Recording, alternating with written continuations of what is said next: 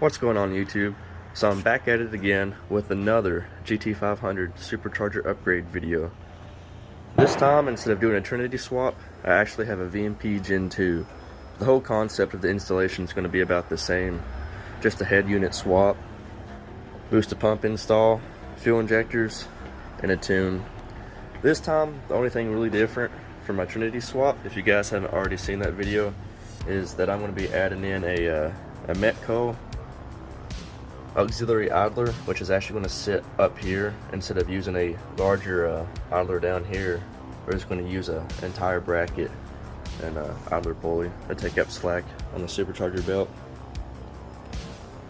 So, I mean, these supercharger swaps are pretty much straightforward. The only thing you guys really have to look out for is the EGR. I mean, the easiest way to really bypass that is just delete it in general. But once the EGR is off, trying to get it lined back up with the new supercharger is a pain in the butt. You have to have somebody press down on it while you get the outside bolt started, which I'll show that in this video. That's no big deal. So instead of just standing around talking all day, I'm gonna go ahead and get this intake off. I've already got this shield loosened up. I'm gonna undo it from the throttle body. I'm just gonna leave this one entire piece. Take the sway bar off right now, just the minor stuff. Of course, all your vacuum lines, go ahead and start disconnecting this stuff. These hoses right here for the crank vent. I'm going to do all the fuel injector clips.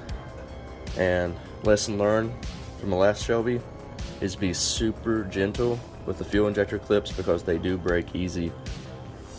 And we're going to have to loosen up this coolant reservoir right here, actually, to give us just a little bit of room. We're just going to undo those bolts, kind of shift this to the side to be able to get to the tensioner to undo the belt, because obviously the belt has to come off to remove the head unit.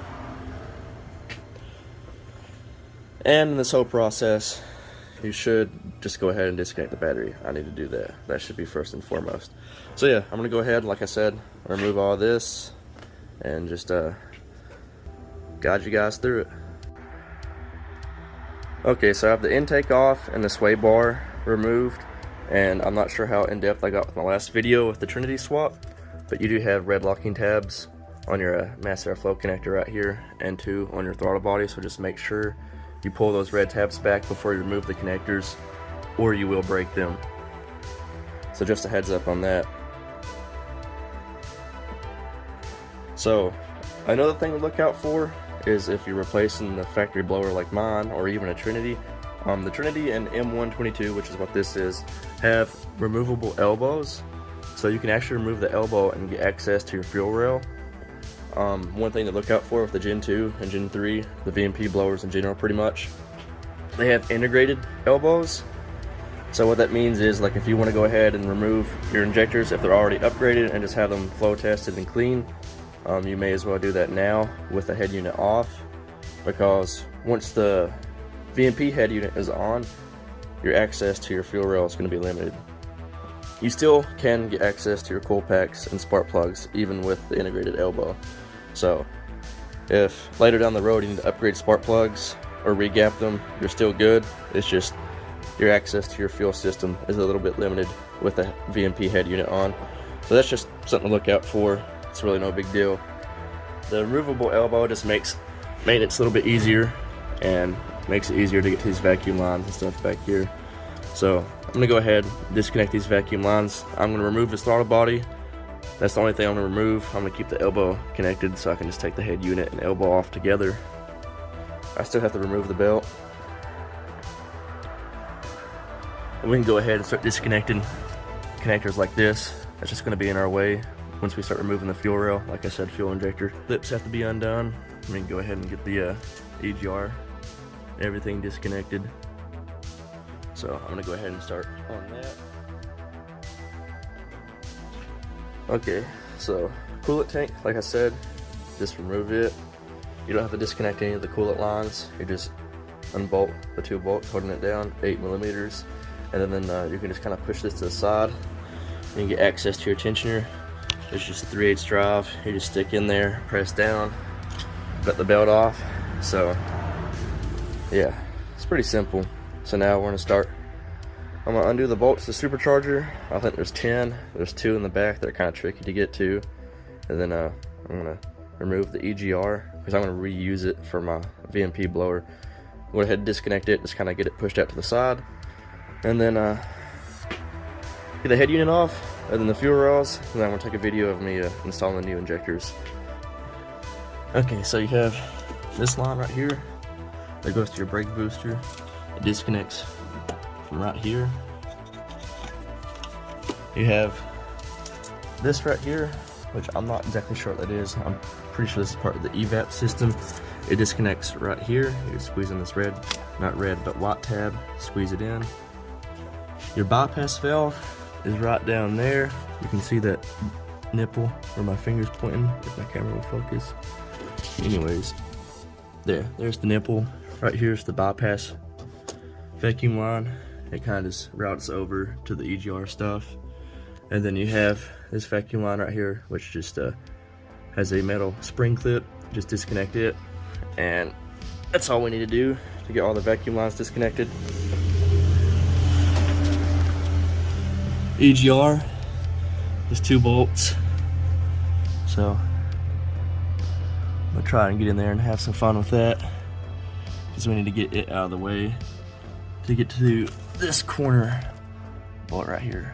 Well, you could probably just use a wrench and get to that, but I'm gonna go ahead and get started with that. I guess I can go ahead and disconnect this. Everything just kind of a pain in the butt. Just to be super easy with everything, when you grab and squeeze, just kind of slowly rock everything out too, so that way like you don't risk breaking anything. So something that's pretty tricky is this fuel connector right here. It actually disconnects from the bottom, so you're just gonna have to play around with it. See this other green section of the clip right here? It's actually gonna have to pop, like unclick down, and that's what releases it, and you're gonna lose fuel too, so make sure you have some rags or something. But I'm gonna play around with it a little bit. I can't remember if I had better luck pushing the tab from up top or prying on it from the bottom. But either way, be careful and just take your time, because there may be pressure in here, and I remember last time it did release some fuel and it actually sprayed in my face, so just be careful. I'm gonna go ahead and mess with it, and then I'll check back with you guys later and tell you what the easiest route is. Okay, and sure enough, it had pressure and it sprayed in my face again. But actually what you do is this top part right here, I just shove the flathead, and you actually press this green tab in right here, down and over, and you kind of have to play with this side. You gotta push this down with your hand too, as you push that down, and that releases the bottom section of the clip, and then this line just pulls right off, just like so. So again, be super careful, because that is pressurized. That's twice it sprayed into my face, right into my eyes. So make sure you're wearing your proper PPE, folks. Okay, so I actually removed the elbow just to make life easier on me, because there is one bolt hiding directly underneath it. All of these are 13 millimeters, by the way, and for some reason this blower has been replaced on my car, and I actually had to break out a 1/2 inch impact just to break these free. So just a heads up, people, you do not have to Gorilla tighten these things. Like, there's no reason. This is well beyond 150 foot-pounds of torque. You can actually break these studs doing that. So when we go back with the VMP, I mean, we're gonna torque it to spec, but we're not gonna freaking ugga-dugga these 13s. About got a hernia trying to break those free by hand. I was like, why are these so tight? And I bring that bad boy out. That's pretty sad for a supercharger. So anyways, I'm gonna try to catch my breath. EGR, once I get that off, I can get access to that back one, because I'm not even going to attempt to put a wrench on it, because I know for a fact I'm not gonna be able to break it free, because all these were torqued down way too much. I was gonna figure out what those are. They look like 10s maybe. I don't know. Just have to get in there and find out and get that thing off. Okay, so the EGR, it is indeed 2 10 mil. bolts that hold it in, and I was able to muscle this thing. So go ahead and get that phrase in your head, muscle an EGR, because you have to pry this baby back, and then you can get to that corner bolt right there. And of course it was torqued beyond like torque specs. Had to bring out the 1/2 inch again. But now, even with the elbow off, it's going to make things easier because the fuel rail can actually just lift up now. As you have this crossover, it's not that big of a deal going back with the fuel rail because it just lays over top of the supercharger. So the VMP with the integrated elbow is not going to be that big of an issue. And see, there's no fasteners or clips. So I'm afraid that's like all pressure fit, and I didn't want to disconnect the crossover and then have to go back with a clamp or something and ruin that seal. So anyways, I just done it the easy way. If you guys are removing a Trinity or you're an M122 to put a VMP on, just go ahead and take the elbow off, make things a little bit easier on yourself. And then now we can take the rest of the 13s out. And this thing is going to have a little top seal with the gasket. Just kind of bring a rubber mallet out, smack the snout a couple times, and you can actually pull this off. Okay, so again, like I said, once I took the elbow off, everything's a lot more accessible. The fuel rail can actually just come right off. It's held down by 4 of these small little 8s in each corner. I'm going to grab some paper towels, shove underneath the fuel rail, because once we pull the rail off, we're going to lose some residual fuel that's actually still in the injectors and the fuel rail itself. Got a piece of cardboard. I have all my bolts labeled because the way things are going today, I'm going to lose something for sure. So that's a little easy trick. If you guys have a piece of cardboard, you can just shove your bolts through it, label everything. So yeah, I'm going to shove some paper towels underneath this fuel rail. We're going to lift this up, and just a pro tip, once you take the fuel rail off, double check to make sure the O-rings don't come off the fuel injectors into the ports and the intake, because once you go back with the new fuel injectors, you're going to double up on the O-rings and you're going to have a massive fuel leak, and we definitely don't want that. So paper towels, shove underneath the fuel rail, remove fuel rail, double check for O-rings. That's the next step. Make sure when you guys squeeze these connectors, you're super gentle and you slowly rock them off. But yeah, just be super easy on those because they broke on my last car. So now we're just going to pull up on the fuel rail, break these fuel injectors free,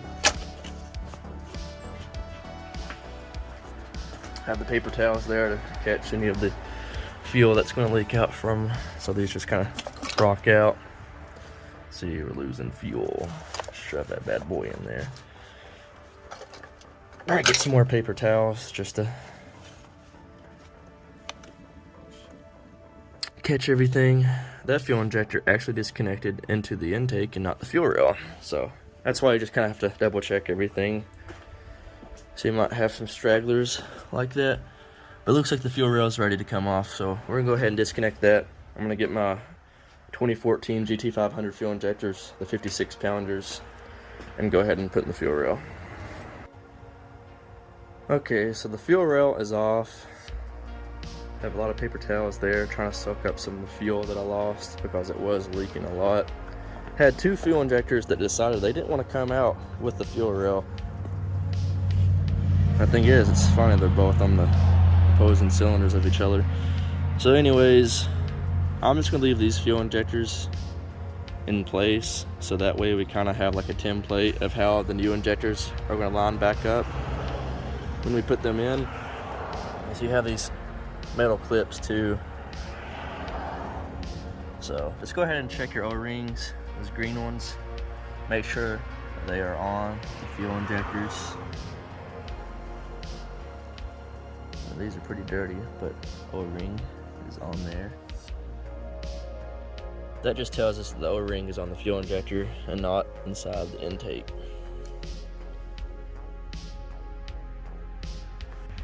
Here's our 2014 56 pound fuel injectors.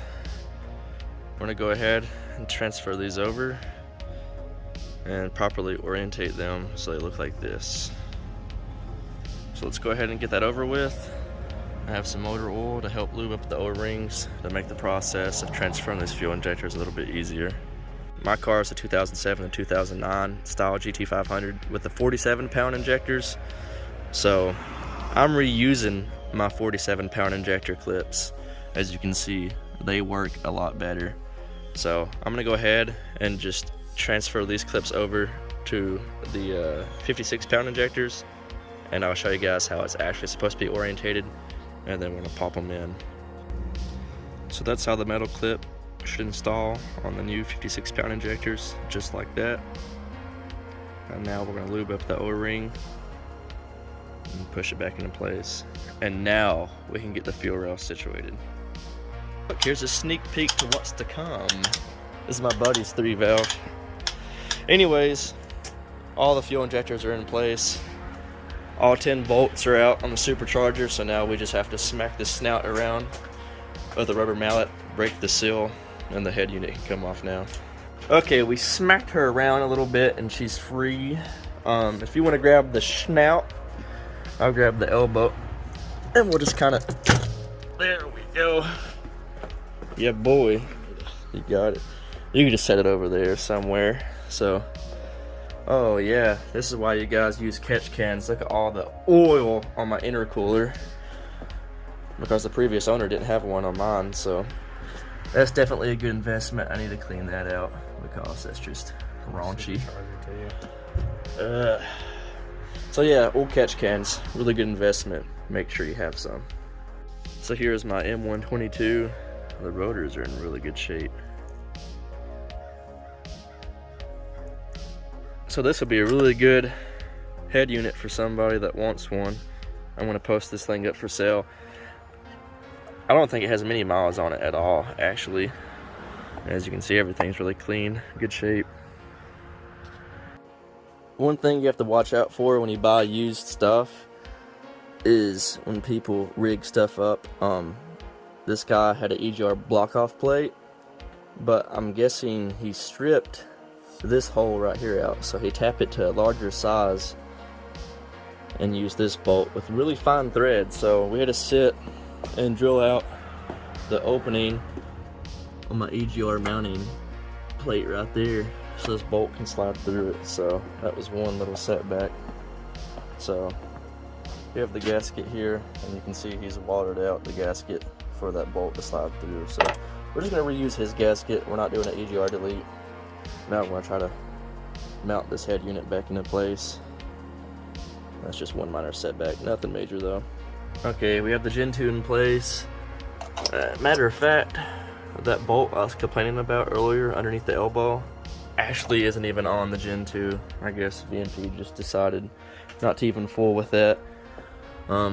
Like I said earlier, we had to tap out that, or not tap out, but drill out the EGR for that hole that the previous owner tapped out larger. So we'll try to get that matted in place, and then right now we're just trying to figure out how we're going to get the fuel rail to bolt up, because the fuel rail, that 1/8, goes underneath the elbow, so it's going to be a really tight fit. And this ground wire right here is in the way of one of your vacuum lines, so we're going to try and reroute that. I think we're going to use some spacers to raise it up. Okay, so head unit goes on first, but don't bolt it down, and then the fuel rail will go over top of it. And then we had to raise the head unit up a little bit to tuck the fuel rail underneath the elbow. It was actually no big deal. Everything lined up pretty good. We pressed in the fuel rail. I think all the fuel injectors are seated in pretty good right now. So now we're just going to tighten up the fuel rail. We had to raise the head unit up to get to that back 8mm back there with the ratchet wrench. I'm gonna figure out where the heck that Metco auxiliary idler goes. I have all the hardware for it. I don't have any instructions, so we'll figure it out. But the blower's on, fuel rail's in, so far everything's going pretty smooth. Okay, we have all the bolts started, and the head unit EGRs actually bolted up. It wasn't that bad. It lined right up actually, so I didn't have to fight with it much. So it's torqued down, thank God, that's out of the way. Now we're just gonna get our torque sequence for the head unit, and then get the torque specs on it, because I'm not exactly sure what they are. Torque everything down, and then it's just going to be hooking up all these vacuum lines, the bypass valve, brake booster, and the fuel line. Okay, those 13s torque down to 25 foot-pounds. That's the torque spec for them. So right now the biggest pain in the butt in this whole install is the freaking Metco auxiliary pulley. It's just really hard to get to. But anyways, we have the cold air intake on, and you have this vacuum line right here, which goes to the back of your, the bottom of your bypass valve, so don't forget to hook that up. Brake booster line, ground wire, which has been spaced up so it doesn't rub up against this vacuum line right here. And since this is a 2007 and 2009 GT500, I had to actually cut the evap right there and make it slide over that elbow. So sway bar's back on, everything's connected. Just gotta finish up that idler pulley and put the belt back on, upload the bass tune, and actually I have to wire up my wideband and booster pump.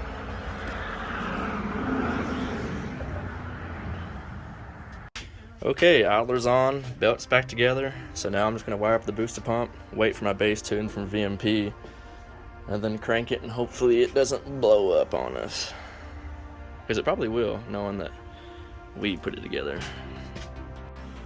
So I'm going to show you guys how I wired up my JMS Powermax. All of these booster pumps have different wiring diagrams, and I found that out the hard way because I was referencing all of this to the Kenny Bell booster pump, and the JMS uses a completely different setup. So I was under the impression that, you know, of course, red was power, white was ground. That's the way the Kenny Bells are set up. They're not. All of this is inline. This is all power. The white's power and the red's power. So what they want you to do is actually separate this white wire on your fuel pump module, cut it in half completely, run one end to the red wire, and then inline to this white wire. So that way you essentially just have one cable going to two off the JMS. And of course this is a dual setup, and it's the same thing for this one. On this fuel pump module, it's actually a red wire and not white. And I'm going to show you guys how to reference that in a diagram that I have. But this outside wire right here is slot 5, and it's slot 5 on both fuel pump modules. So again, you just cut this red wire and run it in line with both the white and red JMS pumps, and that's pretty much it with it. It's more simple than the Kenny Bell, so I'm going to shut this all the way. So yeah, that's pretty much all the wiring summed up in a nutshell.